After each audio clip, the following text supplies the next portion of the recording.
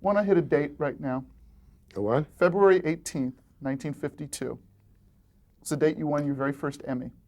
That's the date of my son's birth. My son, Richard, was born on February 18th, 1952. So on that date, you were doubly blessed. I got the news from the hospital, and I was in New York, and they called me from California. Oh, gosh. And I said, what? I never heard of it. I'd never heard of the Emmys. Really? No. What did the award mean to you at that time? I would say, it was great to have an award, but I didn't know what it was. I knew it was a statue of some kind, but I really didn't know, I had no idea. I know there was awards for radio and stuff like that, but I never saw I remember the ones for the Oscars, for the movies. But this was, it was a marvelous feeling, a doubleheader. But it was still, I guess, a very new award. So. Oh, my God, it was a tremendous thrill, I wanted to ask you, as Mel Tolkien has put it, you were a virtuoso when it came to creating characters in sketches. But very rarely did you appear on the show as yourself, as Sid Caesar, as so many other comedians would do of the day. Right, but I couldn't, it was hard for me to say good evening, ladies and gentlemen. That was, to be myself, I could hide behind a character, I could do all that. But if I had to be myself in front of everybody naked, that to me was like so scary that when I had to introduce them, I was very stilted. I would say, good evening, ladies and gentlemen. Welcome to your shows. Tonight we have so-and-so and so-and-so and so, your host, or hostess, and here he is, or here she is. And that was all I'd say. Because I couldn't talk about myself. I couldn't talk to the audience. Why was that? I have no idea. I mean, now I can, but before I couldn't. For me to be myself in front of an audience, I couldn't. If I had a character, that's easy. But to talk to the people, I had no self-confidence. With the demands of mounting this very ambitious show every week, I know the demands the toll that this took on you. I mean, the pressures must have been tremendous. Can you talk a little bit about that? Well, just the toll it took on you personally.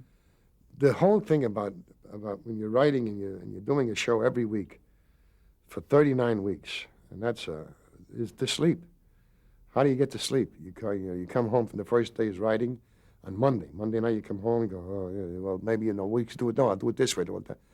I couldn't get to sleep. So I would get drunk. It would take some, and I would get drunk and I would pass out and go to sleep. Now, well, I never had a hangover. That was the terrible part. The terrible part, if I had a hangover, I wouldn't drink. But I got into the habit of drinking, and that was a very big dependent on me. And it also started to tell. And I started to take sleeping pills with the booze. Because they said, well, let's cut down on the whiskey if you can give him some pills, the sleeping pills. And I tried the sleeping pills. It was great, I went to sleep. But after a while, it didn't work. So I used to take the pills with the booze, and that worked. And that's very dangerous, my God. I mean, I was a very, very lucky man. But that was the real, because you were so tied up in it. You were so involved in it. It was 28 hours, 29 hours a day. Because while I was driving there, or when I was being driven there, or when I was going on, I was always thinking about it. Well, we got this show. Now what are we going to do next week? How are we going to do next week? And we didn't have time to work on next week because we were all so busy fixing this week. We only had 3 days to write it. A day to put. Thursday we put it up on its feet. Wednesday the show was written. Thursday we put the show up on its feet for the first time and ran it through. And a lot of times when you're from the page to the stage, it doesn't work. So you got to rewrite and you got to fix it. And you got to do this. And then Friday, you showed it to all the technicians. All the cameramen came in, all the sound people, the makeup people, all the costumers. They would all come in because you had to make up your mind on Wednesday because they started that stuff. And Friday they would bring all the stuff together. They would bring if we had a prop to be tried, they'd bring the prop in and we'd work with it. We'd try it, we'd see where, because a prop to work, it's handmade, So we'd try to see if it worked. And the pressure was tremendous. But there's also a tremendous camaraderie. If we couldn't get along, that's what I mean. The pressure was so great that if you weren't with people that you really enjoyed and loved and cared about, it would have been impossible. Well, everybody was so dedicated to the show, and certainly was. your dedication was legendary. However, I think there are some instances that maybe you can talk a bit about where your legendary passion, maybe temper, and certainly physical strength, brought about. Well, yeah, I was a very big on lifting weights and being strong, because I don't know what else to do. But I was strong, and I could do things. I mean, to have the physical strength to go through this for 39 weeks, and to do it, and I would lose 5-6 pounds in one show. Start a show, and in an hour and a half of sweat, and I would pour off. I would lose 5-6 pounds. For the actual show, for the 90 minutes? In 90 minutes, I would lose 5-6 pounds. And the wonderful part about it is that when it was over, we all got together and said, good or bad, we did it. We got together and we put it over. And if it was good, great. If it wasn't good, hey, we'll try next week. And you learn every time, but you only learn through failure. You don't learn through success. You learn nothing from success. You learn how to be obnoxious, you learn how to be arrogant, you learn how to be boop-boop-a-doop. But you learn nothing. When you get a failure, then you say, whoops, wait a minute. What did I do wrong? What happened here? You learn what not to do again.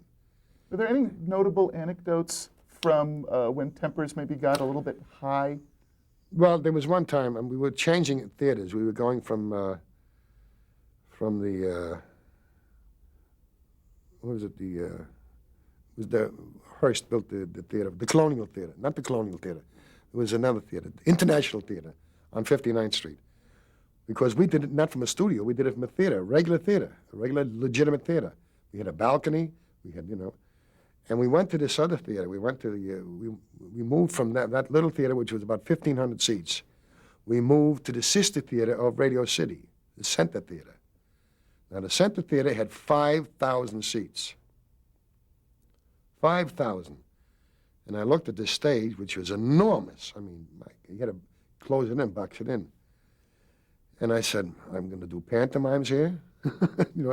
5,000 seats, how are you going to do pantomimes? How are you going to do? Well, we'll have monitors all set up. And in the International, I had a screen about a little bigger than about 4 by 8, or 4 by whatever it was. But it was a big screen. And I said, can we bring the big screen? Because I'm going to need the big screen, especially, or a bigger screen, in the Center Theater, which was a sister theater to the Radio City. And I said, Sid, we tried it, we can't. Well, we got all the technicians down. I said, we tried it. The throw is too long. We haven't got we haven't got the power to throw it that far. I said, geez, you sure you can't do it? Because I'm going to need it. I'm going to get crazy. I can't. I got to get a reaction. If I go, well, let's try it. Well, it's a very expensive proposition. It'll cost $100,000. Put it in, I'll pay for it. So I embarrassed him. So they put it in. They put all the equipment in. They put it up, and they put it out. And they showed the picture, and it was very fuzzy. And I said, "See, we can't get it." I said, "Yeah, okay." I yelled up. I said, "Focus!" And the guy went like this, and it got clear. They didn't take in focus of the lens. They took all the other computations in. And they had everything to tell me that, no, you can't do this, you can't do that. No, it can't be done. Oh, no, tell us you can't. Focus. Boom. They looked at him, and they looked at me, and they go, well. And this was a long, big argument. But that was, I lost my temper there. And there was a couple other times I lost my temper. There's one, I think, pretty legendary incident with involving you and Mel Brooks.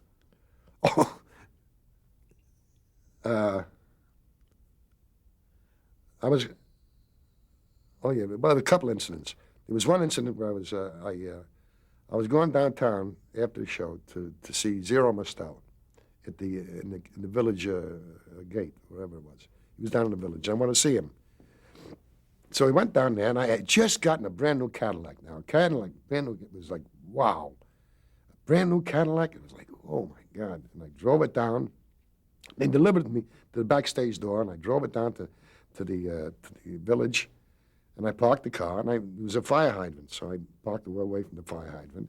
And I'm walking across the street to go to to see Zero, and I hear, bang, and I look back, and there's a guy with his car. He's trying to push me back so he can have room for the fire hydrant. And he's hitting my car, pushing it back. So I walked over to him and I said, "Pardon me, sir. You understand? That's my car. I just got the car. It's a brand new car. Please, would you mind? Take a walk." I said, "You don't understand. My brother was there with me, Dave. Dave was like twice as big as me." And I looked at him, I said, "You don't understand. That's my car, and you're banging it. Take a walk. Get out of here." And he was sitting with his girlfriend, and there was another couple in the back. So I reached in through the window, and I picked him up by his lapels, and he was holding onto the steering wheel. And I said, "Come with me. You remember being born? Because you're going to be born again. You coming right through this window." And I did. I tore him through the window. And it was like, but my brother got me. "Sid, leave him alone. You'll come." So I said, "Okay." Then he took the car away. And that was one thing. And there was another thing where I was in Chicago at the Palmer House with Mel Brooks. He came with me I was doing the Chicago theater. We were doing 8, 9 shows a day, which is wow. And I can't eat in between performances because I can't work on a full stomach. So now it's about 11 o'clock at night, and I get home to the hotel, and I sit down. I'm going to have dinner. I'm going to have nice, sitting down, I'm going to have a nice steak. And Mel says, "I want to go out." "What?" "I got to get out. I want to go out. Come on, let's go out." I said, "We just came from out. What are you talking out?" "I got to get out," Sid. "I got to get out. No, come on, I can't stay. We're always on this side. We got to, come on, let's get out." I said, "I'm just sitting down at dinner. Want to go out?" "Okay, you want to go out?" Now we're on the 18th floor. And I pick him up, and I open the window, and I throw him up, and I put him out the window. I said, is that far enough? You want to go out a little more?" My brother again came and said, "Sid, you're crazy." And I put him back in. But there was a lot of times I lost my temper. It was a release, actually, to lose the temper, because I was holding things in all the time, because there are millions of things that go wrong, and you can't say anything all the time, because if you pick, no good. You got guys working for you, you don't pick on them. You say, you wait for a time, you say, "Okay, I think now this is what we're going to do." You don't pick at little things. When it's all over, and then you take a look at the rehearsal, then you say, "This is what I don't like, and this is what I don't like." But you don't pick. While they were when somebody's creating something, you don't pick at it. You let it develop first. Any way it goes. As we were writing, I said, "We'll write more. We'll cut later. Come on, let's keep it," because you keep the flow going. When you keep the flow going, you keep the creative juices going. Because when you're on a roll, it's very hard to get on a roll. And when you do get on a roll, it's very, you've got to keep it going. Don't pick. No. That's when you learn that, Well, after 4 very successful years on your show of shows, the show is riding high in, I believe, 1954. Yeah, 1954. NBC decided, go ahead and tell. NBC said, "Sid, I tell you what, we're going to break this show up." I said, "Why?" Because what they had Max Liebman, who was a great producer. They had Imogene Coca, who was a big star now. And they had me. Excuse me.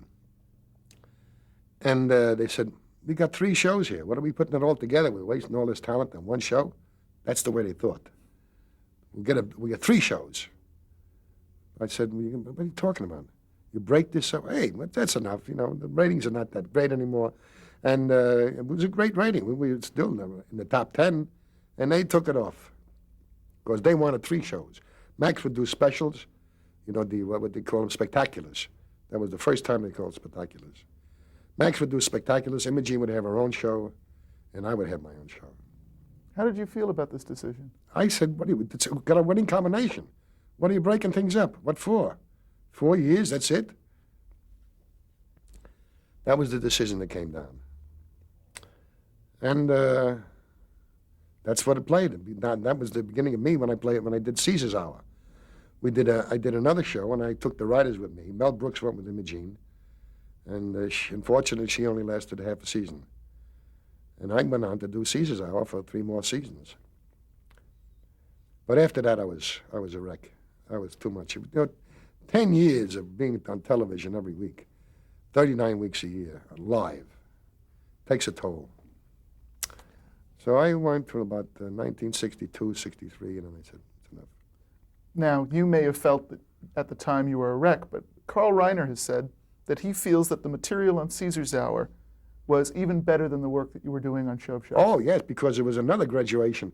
It's another gradation from Show of Shows. Then we started to do the sketches 10, 15, 20 minutes long, and then the whole show, as I said.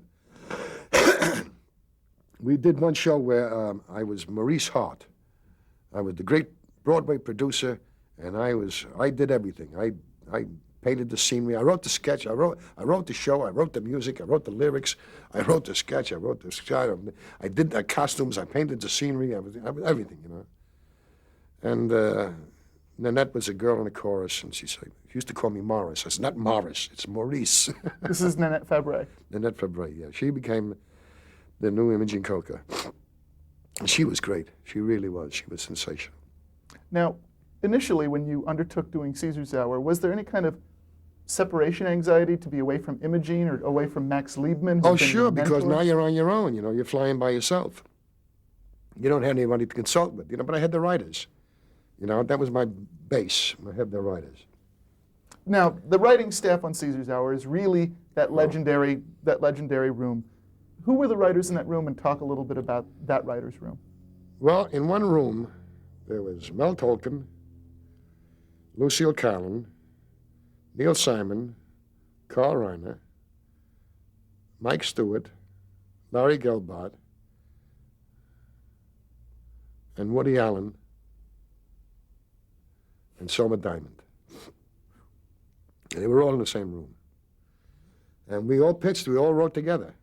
If we had to do a musical, if we were going to do a satire musical, we'd send Mel and somebody else out to do the lyrics, and they would come in with a song. In about maybe an hour and a half, they would come in with a song. So this was a writing staff it's a dream team. It really is a dream team. 27 Yankees of writers. That's right. And it's you can't explain it. It's something that happened, as I said before. It's a gathering of great minds, like in the Impressionistic period. You had all these great painters exchanging ideas. In like artist colonies. Right, and we were all exchanging ideas and feeding off each other, which was marvelous. You know, it was a college in work. Well, and the material that came out of that group, again, as we did on Show of Shows, I just want to touch on some of the classic pieces from Caesar's Hour. Where you had the Hickenloopers on Show of Shows, you did the Commuters on Caesar's Hour. Right. And some of the phenomenal Commuters pieces, I remember, particularly if you talk about the fur coat episode. Well, the fur coat with Nanette is she walking on the street, you know, and she sees a fur coat in the window, and she looks at it and this, and then she goes in, how much is it? And it's $1,200. Well, no, it's reduced now down to $750, so and so and so. And I'll take it. So she takes the coat. Now I'm coming home from work. I go, hello, dear, and I come in and I sit down, you know, and hello, hi, sweetheart, how you doing? Oh, hello, darling, you know, sweetheart, mine. And she comes over and she gives me a kiss that's about almost 2 minutes long. And I keep looking, I go, while I'm kissing, I go, I don't know, what could this? I said, it was just a love kiss? That was a money kiss. And then she comes in, and she gives me dinner. She serves it to me. She eats it. She puts it. She almost chews it for me. And then she comes out. When the meal is over, she lights my cigar, and she comes out with the coat on, and says nothing. She has the coat on, and I look at it, and then there's a close-up of me, and slowly I start to cry. And this was a great piece because it just stood right there, and I would say for about a minute and a half. It just stood, and all of a sudden you see the tears come up, and they were rolling down on my face. And that was really a wonderful piece. And they didn't don't buy the coat because Carl and Howie with their wives will have to buy the coat. Yeah, and it was a marvelous piece of writing and performing. And the execution was How did you dredge up those tears right there? Well, you have camphor. I was blowing camphor on the side, sure. Really? Sure. Some of the And- other classic pieces, the haircuts with you and Carl and Oh, Howie. yeah. Well, we did a set. I saw 3 guys one time at the Copacabana. They had haircuts. I'm telling you, it was hair all over the place. And it started here. The haircut, they combed it back from the eyebrows.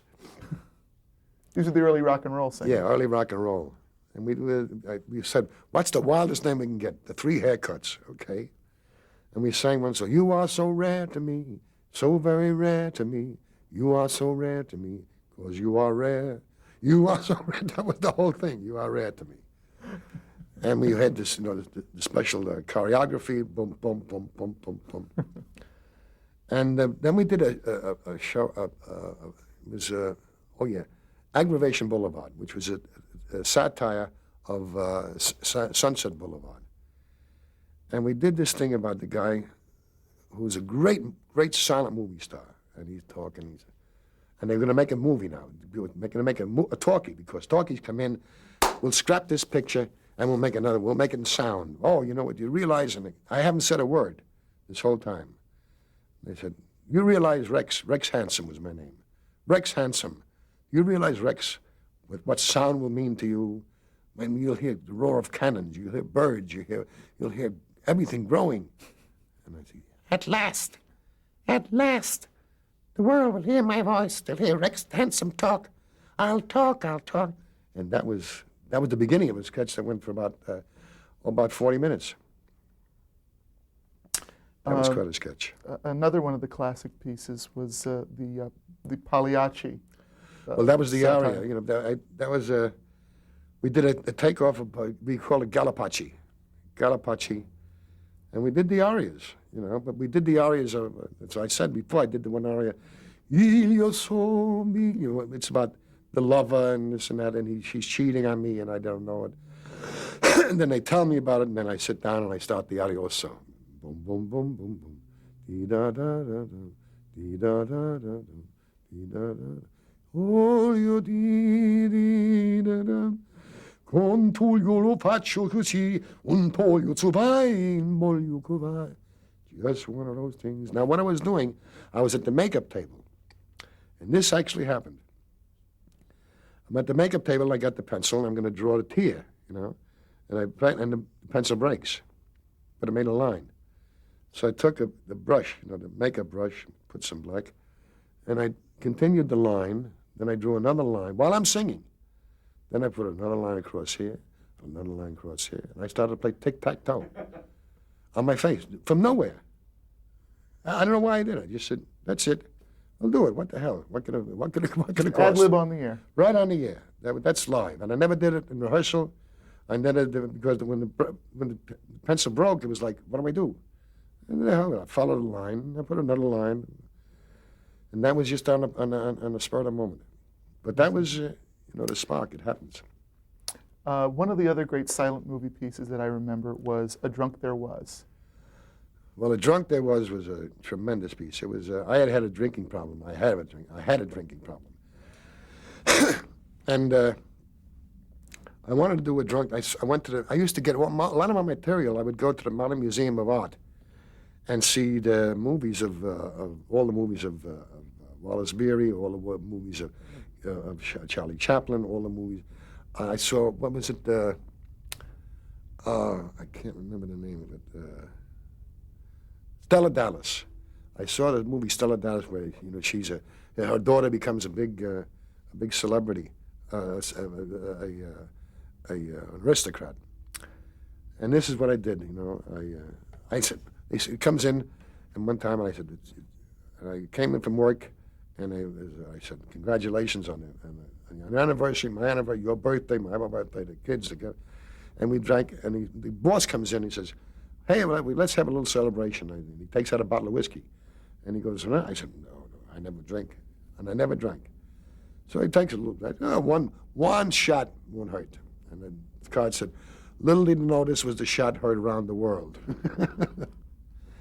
And then I took the drink, and I said, okay, good. I never take one.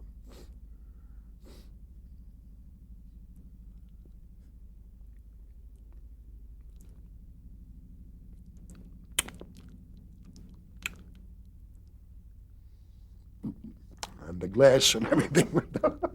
And that was the beginning of the drink. Sat down, drank the whole bottle right away. And it was about the drunk there was. And, it was a marvelous, marvelous piece. At the time, did you realize that this was sort of art imitating life for you? Oh, sure. I knew it. But I thought maybe I could, look what you're doing. Because in the play, I stopped drinking. And she, turns out well. She becomes a great lady. And it was a marvelous piece. You have to see him. You can't tell the whole thing. You want to switch tape? Yeah, we're going to switch tape one more.